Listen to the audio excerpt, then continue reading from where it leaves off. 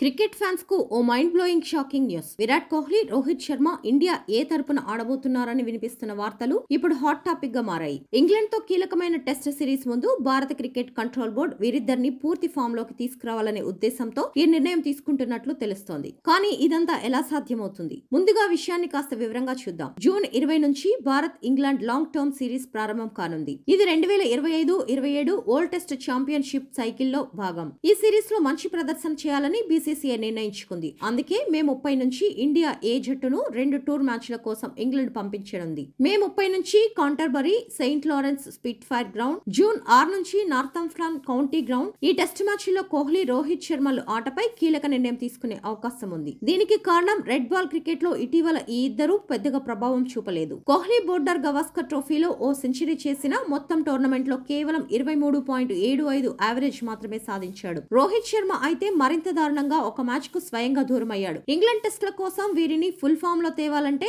ముందుగా గౌరవంగా India A తరపున ఆడించాలని బీసీసీఐ ప్లాన్ చేస్తుంది. కానీ ఇక్కడ అసలు ట్విస్ట్ ఏంటంటే ఐపీఎల్ ప్లే ఆఫ్స్ మే 20, 21, 23 తేదీలో జరగనున్నాయి. ఫైనల్ మే 25న. ఒకవేళ ముంబై అండ్ ఆర్సీబీ ఫైనల్లో ఆడితే రోహిత్, కోహ్లీ షెడ్యూల్ భయంకరంగా బిజీ అయిపోతుంది. మరి ఇలాంటి పరిస్థితుల్లో బీసీసీఐ వీరి అంగీకారాన్ని ఎలా సంపాదిస్తుంది? ఇది ఓ credit mystery. Kohli, Rohit India A తరపున ఆడతారా లేక బీసీసీఐ మరో ప్లాన్ అమలు చేస్తుందా అని ఇంకా క్లారిటీ రావాల్సి ఉంది. కానీ ఒక విషయం మాత్రం ఖాయం, ఇండియన్ క్రికెట్ లో రాబోయే రోజులు సూపర్ ఇంట్రెస్టింగ్ గా ఉండబోతున్నాయి.